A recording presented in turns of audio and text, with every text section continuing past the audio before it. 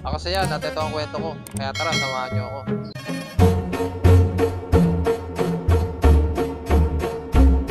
Ngayon araw nga mamimili kami at kasama ko nga tong utol ko at yung anak niya at syempre yung anak ko. Pupunta kasi kami palengke para bumili ng gamit ng mga bata. Sa Lunes kasi pasukan na at baha pa nga rin dito sa amin. At etong anak ko naglalaro na baha. Ngayon lang kasi nakalabas to. Kaya ganito naglilikot. Panigurado magtuturo na naman to. Lalo na papunta kami sa palengke para bumili ng gamit niya sa school. Nandito na nga kami sa kanto at agabang nga kami ng tricycle. Meron lang dumaan na tricycle kaya pinara na namin. At sumakay na nga itong mga pamangkin ko at yung utol ko. Kaya ito sumakay na rin ako. Dito nga umupo sa likod at ito naman sa asawa ng kuya ko. Dito umupo sa likod ng tricycle. Masikip pa kasi sa loob kaya dito na lang daw siya.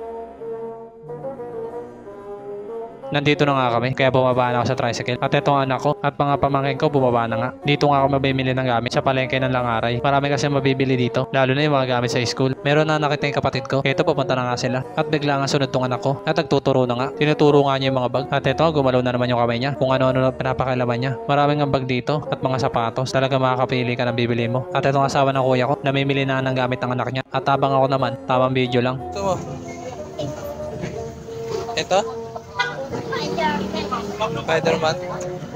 Meron nga ako nakita mga medyas at namili na nga ako kasi kailangan to ng anak ko. Yung mga medyas niya kasi nawala na. Kaya ito namimili na nga ako. Meron na ako napili kaya tinabi ko muna. At pumunta naman nga ako dito sa mga bag. At kinuha ko lang yung tinuturo ng anak ko na bag. At tuwan-tuwa nga siya kasi may bago na naman siyang bag. Kailangan ko na rin siya talaga bilan ng bag kasi luma na yung bag niya. At ito naman pamangkin ko. Biglang sumingin sa camera at tuwan-tuwa nga siya. Okay na nga itong bag. Na-check ko na nga siya kaya pinasuot ko muna sa anak ko. At ito nga bagay na bagay sa kanya. At excited na nga daw sa pumasok. Pinaubad ko muna nga sa kanya at bumili na nga ako ng lapis. Ito kasi mga kailangan niya. At kumuha na rin nga ako ng Crayola. Kailangan daw kasi ito sa grade 1. Okay na nga, kaya binigay ko na sa bantay. Masaya nga ako ngayon kasi itong anak ko mag-grade 1 na. Isa pa rin bagong taon na naman para sa pag-aaral niya at ang mga pamangkin ko. Meron na naman nire-request ng anak ko at ito nga yung clay, kaya kinuha ko na. Kailangan niya daw kasi sa school to, kahit naman hindi. Akala niya kasi kinder pa siya. Kasi yung kinder siya, kailangan kasi talaga ng clay. Kaya sabi ko ilagay niya na doon sa mga pinabili namin para may plastic na. Kinuha na nga ng pamilya namin para kwentahin na kung magkano at para may balot na rin doon sa plastic. Okay na, nabayaran ko lang at nabalot na rin sa plastic. Kaya inabot ko na sa anak ko kasi sa kanya naman to. Siya gusto niya rin sa magdala. Baka doon kasi ibigay ko sa iba. Balik nga tayo dito sa asawa ng kuya ko. Kinukwenta na yung mga napabili niya at hinintay na nga lang namin. Natapos na mamili yung kapatid ng asawa ko. Kaya ito anak ko niyaya ko na at sumunod na nga to sa anak kuya ko. Meron pa nga daw sila bibilihin at yun yung uniform ng anak niya. Kaya dito naman kami sa tabing tindahan. Aaral ka na?